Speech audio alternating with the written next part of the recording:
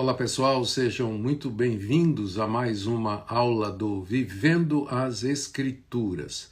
É com muita alegria que nós recebemos vocês também que estão acompanhando pelo portal, pela nossa comunidade Vivendo as Escrituras. Bem-vindos a mais uma live, a mais uma aula ao vivo. E a aula de hoje é a respeito dos 5 solas da Reforma Protestante. É um assunto já bem debatido, é um assunto que tem recebido ampla divulgação, mas é sempre bom a gente retornar, revisitar, porque é um tema fundamental para nós. Conhecer as raízes que sustentam a fé que professamos fortalece o nosso amor pelo Deus Trino e pelas Escrituras Sagradas. Por isso é sempre bom a gente voltar às bases, aos pontos centrais. O que eu pretendo fazer nessa aula, assim Deus permita, é fazer uma exposição para vocês do que é que aconteceu na Idade Média. O que é que aconteceu na Idade Média quando a igreja ela se desviou completamente dos caminhos de Deus, dos caminhos dos apóstolos, do caminho bíblico.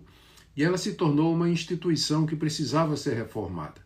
E então nós vamos ver, fazer um resumão disso aí, por assim dizer, e é à luz desses acontecimentos que nós vamos então poder entender o surgimento dos chamados 5 pontos ou 5 solas da Reforma Protestante, e que eles seguem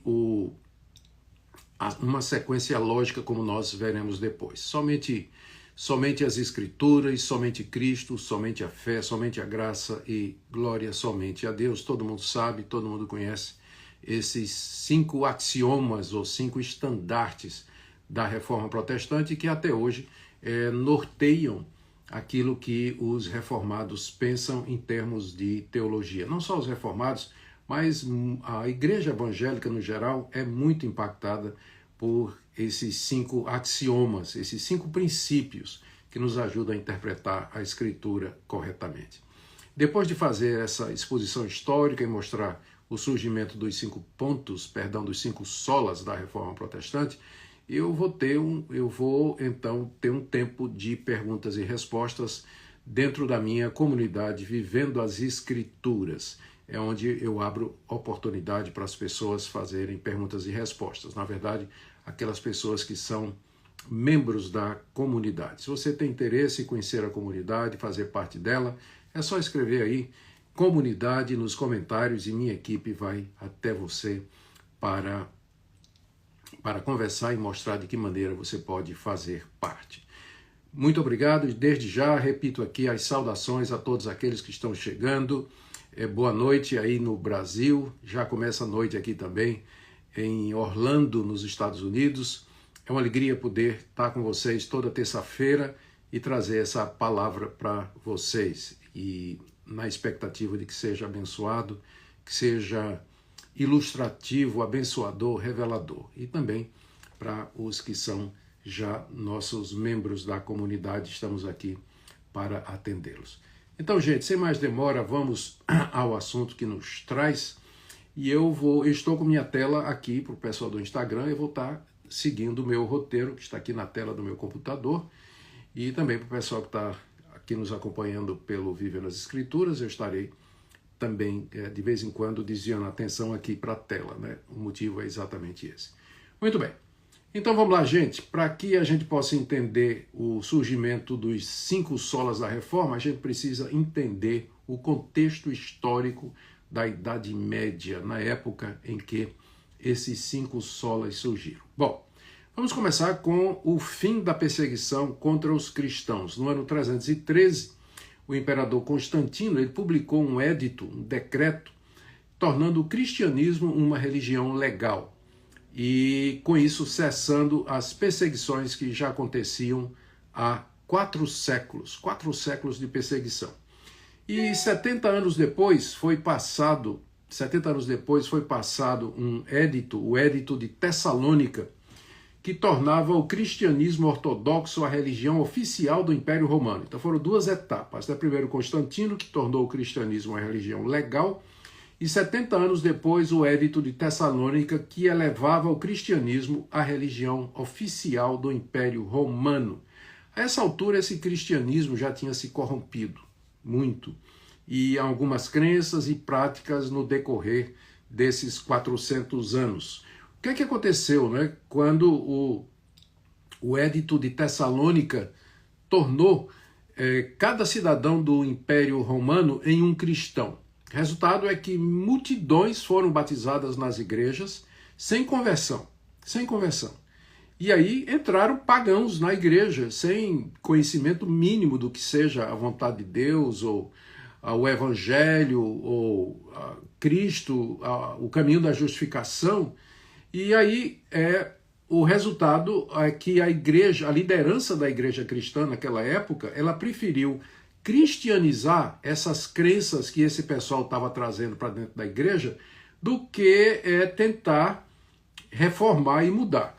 Para justificar essas práticas que não estavam na Bíblia, a igreja cristã ela passou a aceitar a autoridade dos pais da igreja e da tradição oral, ou seja, da prática popular, mesmo que não tivesse base bíblica. Ou seja, é aqui nesse período que a igreja cristã, em vez de adotar somente a Bíblia como regra de fé e prática, ela aceita a prática popular, a tradição oral, a interpretação dos pais da igreja e vai mais adiante criar o chamado magistério, que seria a autoridade máxima de interpretação das doutrinas e das práticas da Igreja Católica. Então a Bíblia, que antes era referencial para os cristãos no final da Era Apostólica, quando chega agora no início da Idade Média, ela já tem como concorrente a tradição oral, a prática popular e o magistério, que foi elevado a essa condição de único intérprete da palavra de Deus. Bom, é nesse período aqui que começa o mercantilismo da Igreja Universal, não é? Algumas dessas doutrinas e práticas estavam relacionadas com a arrecadação de recursos financeiros para os cofres da igreja. Por exemplo, a veneração das relíquias. Já ouviu falar disso? Veneração das relíquias? A relíquia era uma parte do corpo ou das vestes de um mártir cristão, ou algum objeto associado a ele, ao qual a crendice popular e líderes inescrupulosos associavam algum poder miraculoso, não é? Então veja só, apareceram relíquias ligadas a Cristo, Maria, os apóstolos, por exemplo, o manto de Jesus, o manto da Virgem Maria, pasmem, frascos com leite da Virgem Maria, cachos dos cabelos da Virgem Maria, lascas da cruz de Cristo, frascos com sangue de Cristo, os pregos da crucificação de Cristo, os espinhos da coroa de Cristo, a lança que furou o lado de Cristo, e o mais famoso de todos, eu tenho certeza que vocês já ouviram falar, é o Santo Sudário, que teria sido aquele lençol que cobriu o rosto de Jesus e que hoje está guardado numa igreja católica, na verdade, uma catedral na cidade de Turim, na Itália. Naturalmente, não é, quando chegou no século XVI, que a reforma protestante começou, os reformadores se revoltaram contra esse tipo de coisa. João Calvino ele escreveu em 1543 um tratado sobre as relíquias, onde ele disse assim: se quiséssemos recolher tudo o que já foi encontrado da cruz de Cristo, daria para lotar um navio. O Evangelho conta que a cruz podia ser levada por um homem, encher a terra com tamanha quantidade de fragmentos de madeira que nem 300 homens aguentam levar, é uma disfarçatez. Não é? Então, se você fosse juntar todas as lascas de madeira que foram vendidas durante a Idade Média, dava para fazer 300 cruzes de Cristo. Daí você vê como era a coisa, né?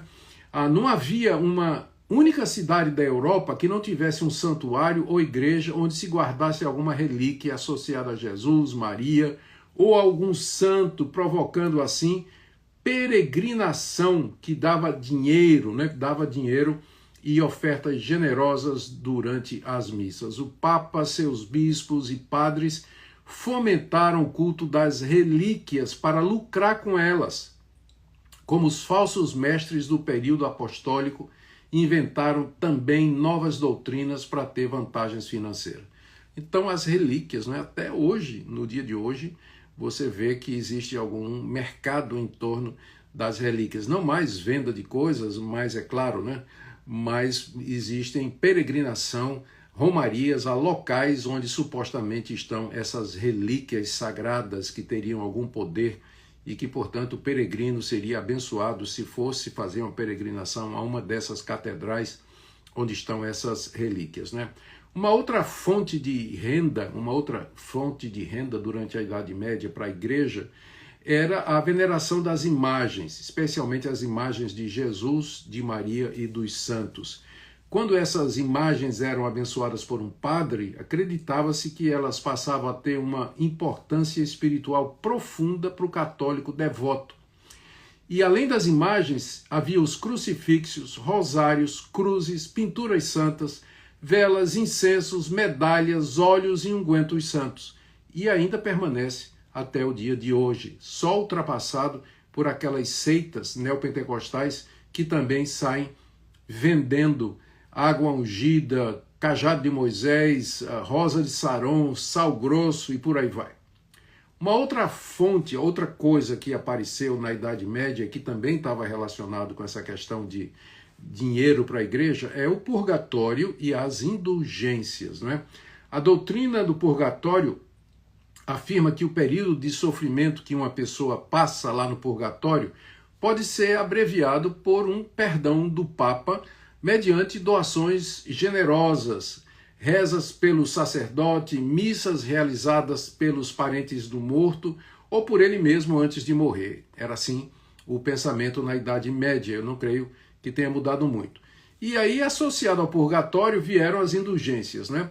Eu já tinha mencionado. A indulgência é um perdão de pecados assinado pelo Papa, o qual na teologia católica tem jurisdição pessoal sobre o purgatório, concedendo uma abreviação ou cancelamento do tempo de sofrimento aqui nesse mundo e no purgatório. O ápice desse absurdo, né, aconteceu com o Papa Leão X, que nasceu em 1513, que foi Papa de 1513 a 1521. Ele estava precisando de dinheiro para construir a Catedral de São Pedro em Roma e mandou seus vendedores de indulgência pela Europa fora, né? E foi assim que Tetzel, um frade vendedor de indulgências, chegou na região de Wittenberg, na Alemanha, declarando aquela frase famosa: quando a moeda cai tilintando no cofre, a alma sai voando do purgatório. Então, foi isso que deixou um monge chamado Martinho Lutero furioso, né? Essa prática de extorquir dinheiro do povo fez com que ele afixasse 95 teses na porta do castelo de Wittenberg, dando início à Reforma Protestante em 1517. Lutero era monge agostiniano, buscava ardentemente a salvação, perdão de pecados, seguiu todo o ritual que era dado pela Igreja Católica, ser um bom católico, participar dos meios de graça, confessionário, atender a missa. Todas estas coisas ele fez e muitas outras mais, mas não encontrava paz para o seu coração, até que lendo a carta aos Romanos, ele entendeu que o homem é justificado pela fé e não pelas obras da lei. E aí o seu coração encheu de tranquilidade, de paz, ele entendeu. E as 95 teses eram um convite que ele fez aos doutores católicos e quem quisesse para discutir essa questão que ele tinha descoberto, né, E isso foi que deu início à Reforma Protestante. Foi a faísca que ateou o fogo da Reforma Protestante em toda a Europa. É bom lembrar que antes de Lutero, várias tentativas haviam sido feitas de reformar a Igreja Católica, daqueles desvios que aconteceram durante a Idade Média. Muita gente dentro e fora da Igreja Católica, consciente desses desvios espirituais, teológicos, litúrgicos e morais que dominavam a instituição, queriam reforma. Por exemplo, John Wycliffe na Inglaterra no século XIV, Jan Hus na Boêmia no século XV, Savonarola na Itália no século XV e outros conhecidos como pré-reformadores lutaram e morreram buscando essa reforma, mas sem conseguir êxito porque ainda não era a hora de Deus. Até teólogos católicos como Thomas Moros e o famoso Erasmo de Roterdã, também eles vinham falando da necessidade de reforma na Igreja Católica. Mas a pessoa que Deus levantou para reformar a igreja foi Lutero e os reformadores que vieram depois dele. E não sendo possível reformar a igreja, o catolicismo romano, então eles se separaram, nascendo a igreja protestante ou reformada. Muito bem, então isso aqui é um resumão, né, do que aconteceu na Idade Média. Eu dei apenas 2 exemplos de doutrinas que exemplificam a distorção, ou o desvio da igreja cristã na Idade Média, que era a questão da veneração de relíquias, veneração de imagens, a doutrina do purgatório, doutrina das indulgências. Então, essa era a situação quando finalmente a reforma protestante aconteceu. E eu já falei, né, a reforma foi aceita, ela pegou fogo, né, ela se expandiu pela Europa. Muitos príncipes e reis de estados, de países da Europa aderiram à reforma, outros não. Em outros países ficou metade. E então o movimento da reforma estava indo acelerado, né? Estava indo acelerado. E foi então que a Igreja Católica lançou a chamada Contra-Reforma. Mas antes de falar da Contra-Reforma, eu queria aqui dar um alô, uma boa noite a Tiago Luna, membro fundador da comunidade Vivendo as Escrituras.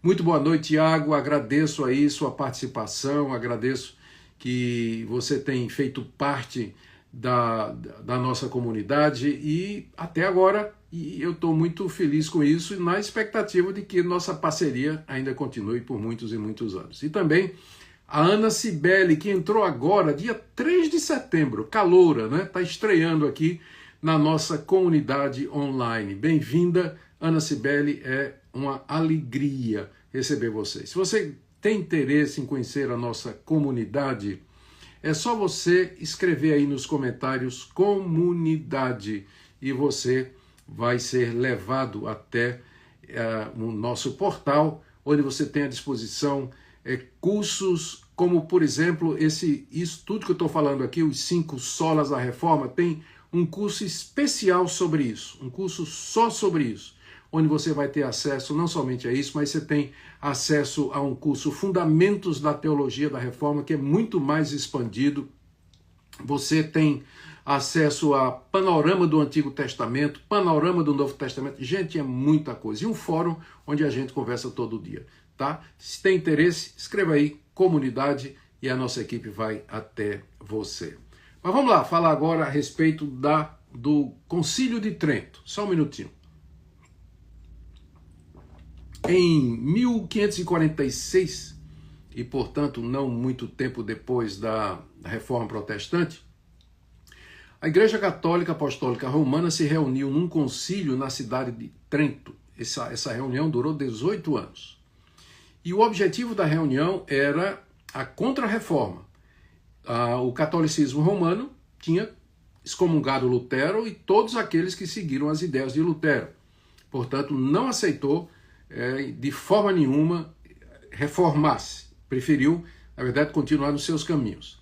E para solidificar a posição contra os reformados e na sua posição, o catolicismo romano então o Papa chamou esse concílio, que durou 18 anos na cidade de Trento, para discutir e decidir o que fazer diante da reforma protestante no mundo todo. Vou ler só para vocês as principais decisões do Concílio de Trento. Primeiro, condenou a doutrina protestante da justificação pela fé somente. Então, eles declaram que quem dissesse que nós somos justificados pela fé somente, que fosse anátema. E isso a Igreja Católica nunca revogou. Até o dia de hoje, essa é a posição oficial dela com relação aos reformados. Também ela declarou, como no Concílio de Trento, ela declarou como texto bíblico autêntico a tradução de Jerônimo, feita no século IV, denominada Vulgata. Popular, Vulgata significa popular ou de uso popular em latim. E com ela os livros apócrifos. 7 livros apócrifos foram acrescentados ao cânon bíblico que vinha sendo usado e que foi usado historicamente pelos cristãos durante esse período, né? Embora esses livros apócrifos eles fossem conhecidos e lidos, mas autoritativo para decisão doutrinária, para formação de doutrina e de prática, era somente a Vulgata, somente os 66 livros, né? A Vulgata Latina, ela traz mais alguns livros que não são reconhecidos como inspirados por Deus. Bom, a Igreja Católica manteve os 7 sacramentos: batismo, crisma, confirmação, eucaristia, penitência depois da confissão ao padre, extrema unção de doentes, ordens, ou sacerdócio e casamento. Esses 7 sacramentos, eles são os meios pelos quais a graça salvadora é conferida ao fiel. O católico tem que se manter dentro desses sacramentos para que ele possa, de fato, ser salvo. Ou seja, ele depende da igreja como mediadora entre ele e Deus, porque é pela igreja que é a igreja que ministra esses sacramentos. E o Concílio de Trento também reforçou o culto dos santos e relíquias, embora ele fizesse uma distinção entre latria, que é adoração somente a Deus, e dolia, que é serviço aos santos. E que na prática não faz diferença nenhuma, porque o catolicismo popular, ele não venera Maria, não é? Chama de veneração, mas o que faz é adoração. Ora a Maria, pede a intercessão de Maria, canta a Maria e aos santos também. E, finalmente, a doutrina do purgatório e das indulgências foram mantidas, né? Foram mantidas pelo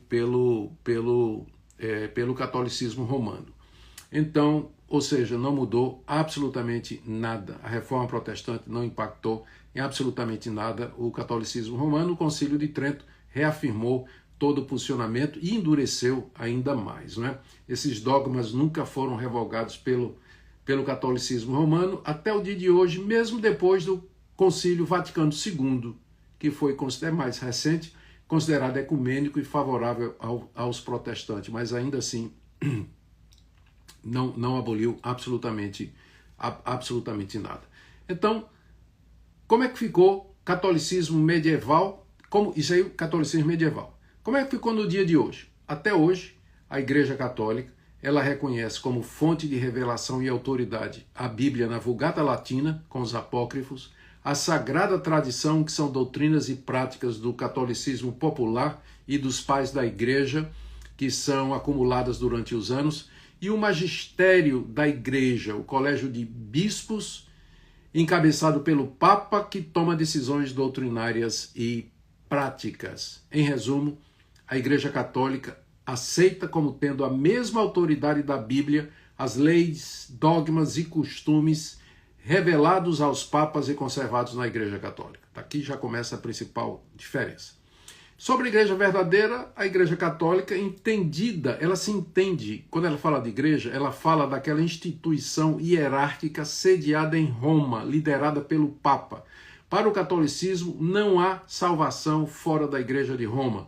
Bonifácio VIII declarou em 1302, Papa Bonifácio, né?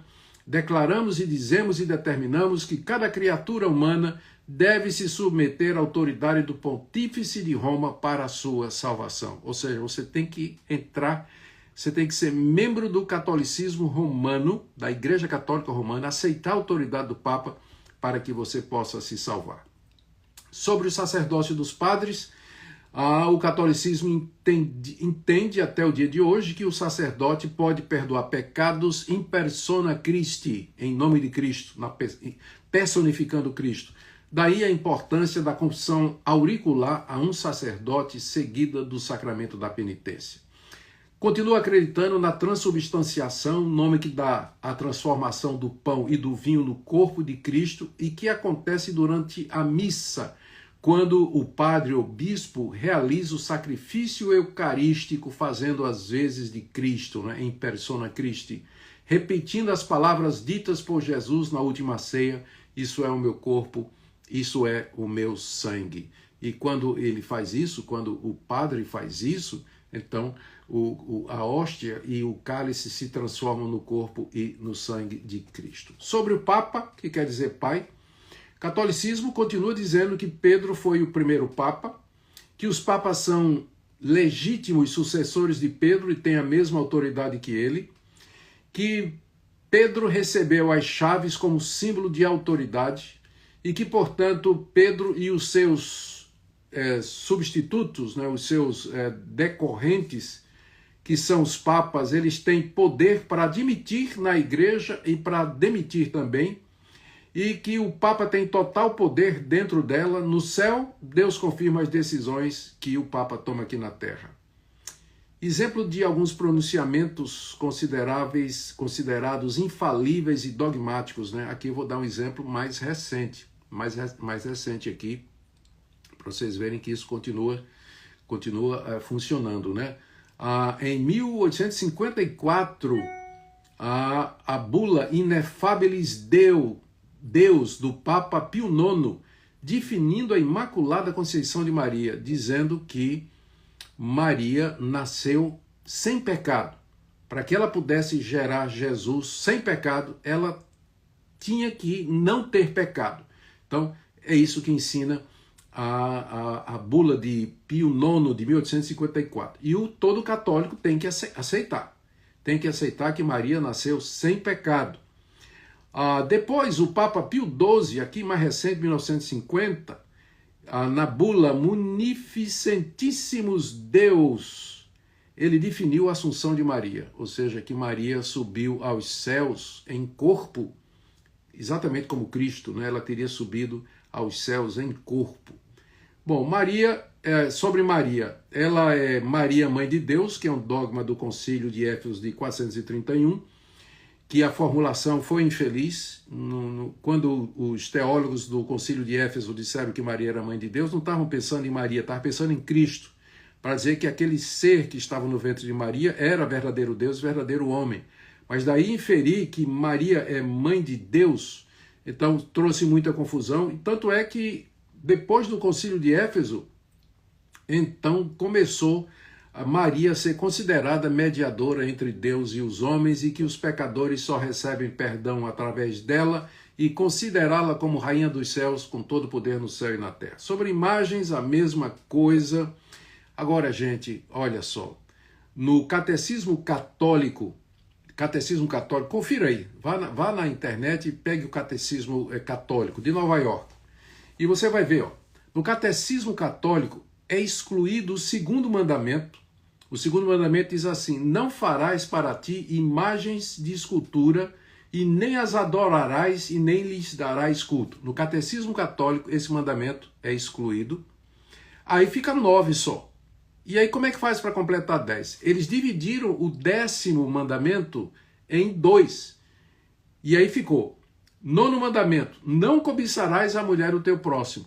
10º mandamento, não cobiçarás as coisas do teu próximo. Então, tiraram o segundo mandamento. Por quê? Não é? Por que terá sido? Bom, sobre a justificação do pecador diante de Deus, a Igreja Católica medieval admitia que Cristo morreu na cruz pelos pecadores. Ela não negava isso. E Cristo morreu para nos justificar diante de Deus. Mas, contudo, a justificação não era um ato jurídico. Deus declara o pecador justo com base no sacrifício de Cristo, em que Deus nos considera justo e nos perdoa os pecados de uma vez para sempre. O que o catolicismo romano entende por justificação é que Deus nos infunde a sua graça, que nos transforma interiormente, e assim nós cooperamos na nossa salvação praticando atos de justiça. Essa graça infusa é administrada no batismo. A criança, quando é batizada na Igreja Católica, recebe essa graça infusa, que vai ajudá-la a contribuir, a cooperar na sua justificação. Era necessário, segundo o catolicismo, isso aí é necessário para... Eles dizem, deixa eu tentar refrasear isso aqui, que é muita coisa, né? A gente fica até meio agitado. Eles diziam que era necessário para a salvação não somente a prática das boas obras, mas a participação intensa nos sacramentos da igreja. Além desse conceito de graça infusa, que a gente não tem nada na Bíblia sobre isso, né? Mas lembra que no catolicismo romano a Bíblia não é a única regra de fé e prática. Então, o que eles dizem é que além da prática das boas obras, era preciso que o católico participasse intensamente nos sacramentos da igreja, porque é através deles que nos chega o perdão de Deus. Então, e que sacramentos são esses especialmente? A confissão auricular, um padre, a penitência, passada pelo padre no confessionário, a missa, ou Eucaristia, a extrema unção. Segundo o catolicismo, o sacrifício de Cristo, os benefícios do sacrifício de Cristo, só nos chegam através das mãos dos sacerdotes e através dos sacramentos. Ou seja, somos refém. Se isso é verdade, nós somos refém dessa instituição que está sediada em Roma, que é uma instituição eclesiástica, hierárquica, encabeçada pelo Papa. E se você não fizer parte e não seguir os sacramentos, você não será salvo. Né? Você não tem salvação. Não existe salvação fora da estrutura, da instituição conhecida como Igreja Católica Romana, sediada em Roma e capitaneada pelo Papa. Bom, agora vocês podem entender o que são os 5 estandartes ou slogans da Reforma Protestante, 5 solas, né? Agora ficou claro. Os 5 solas, eles, antes de falar exatamente, fazer esse resumo aqui, eu quero dizer para vocês de que isso tudo que eu estou falando aqui, muito rapidamente,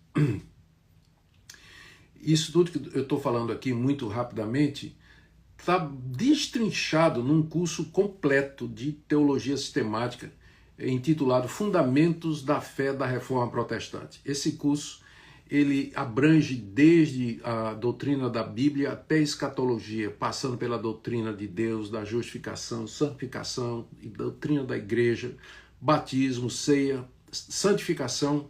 É uma visão completa. Preparei esse curso com muito cuidado. Esse curso está disponível para quem é membro da comunidade Vivendo as Escrituras. E se você tem interesse em participar, é só escrever aí nos comentários comunidade e a nossa equipe vai chegar até você e vai lhe orientar sobre como você pode participar. Muito bem, gente. Agora vocês podem entender por que é que surgiu a Reforma Protestante, não é? Então nós vamos ver o surgimento dos 5 solas da Reforma Protestante. Quais são os 5 solas da Reforma Protestante? Em primeiro lugar, sola Scriptura. O que é que isso significa? Significa que somente a Bíblia é a fonte divina de fé e prática da igreja. E que o Espírito Santo, falando pela Bíblia, é a autoridade máxima na igreja, e não o Papa, e não o magistério católico ou a tradição. O Espírito Santo falando na Escritura é a autoridade máxima na igreja. E com isso, os protestantes rejeitaram o papado, o magistério católico e a tradição oral. E disseram sola Escritura, somente a Bíblia, o cânon de 66 livros. Deus nos fala por essa Escritura e não mediante novas revelações, sonhos e visões. Você pergunta, mas isso aí não é um pouco subjetivo, não? Resposta, a Bíblia é a sua melhor intérprete. Quando você está diante de uma passagem difícil, em vez de você recorrer a alguém que supostamente tem uma interpretação infalível, como seria o caso do catolicismo romano, você se recusa, inclusive, a fazer essa interpretação, você lê a Bíblia e procura outras passagens onde o mesmo tema é tratado. E você vai ver que a Bíblia de fato se interpreta. Por exemplo, lá em Lucas, no Sermão do Monte, Jesus diz assim, bem-aventurados os pobres, porque deles é o reino dos céus. Aí você diz, mas só por ser pobre a pessoa já entra no reino de Deus? Aí você vai lá em Mateus, onde você tem o relato do mesmo sermão de Jesus, e lá você tem a versão mais completa. Bem-aventurados os pobres de espírito, porque deles é o reino dos céus. A Bíblia interpreta a própria Bíblia. Então, esse é o ponto aqui do sola Escritura. A Bíblia é sua melhor intérprete. Nós não aceitamos outra fonte de revelação. O segundo sola foi sola fide. E os reformadores queriam dizer o seguinte, Deus nos justifica pela fé somente, sem a mediação dos sacerdotes, dos sacramentos e da igreja. Nós não precisamos de imagens, relíquias, locais santos de peregrinação para ser salvos. Em qualquer lugar, a qualquer momento, nós podemos nos dirigir a Deus em fé, de maneira direta, mediante Jesus Cristo, e obter o perdão de pecados, a justificação pela fé e a vida eterna pela graça de Deus. Ou seja, esse segundo sola fide, exclui completamente a mediação da igreja. Os reformadores não creem em outro mediador, a não ser Jesus. Só Jesus é mediador. A igreja não é mediadora. Maria não é medianeira. Os santos não são. O padre não é. O pastor não é. O bispo não é. O papa, ninguém. Nós podemos, em qualquer lugar, qualquer momento, nos aproximar de Deus mediante a fé em Cristo Jesus. É isso que quer dizer sola fide. Sola gratia, que é o terceiro sola, significa que a graça de Deus nos é dada para nos habilitar a crer e não para nos ajudar a realizar boas obras que cooperam para a salvação. Não existe isso de graça infusa. A graça de Deus nos habilita, nos transforma, regenera para que nós possamos crer no Senhor Jesus como Senhor e Salvador. Nós somos salvos pela graça de Deus, portanto, e não por nossas obras que nós porventura façamos, e muito menos pela mediação sacramental da igreja, e menos ainda pela aquisição de indulgências, como o catolicismo romano ensinou, e talvez ensina até o dia de hoje. Igualmente, nós não precisamos, preste atenção nisso aqui, não precisamos guardar dias, usos e costumes, práticas religiosas, campanhas, contribuições, como se essas coisas ajudassem na nossa salvação, e como as seitas neopentecostais ficam dizendo, imitando o catolicismo romano.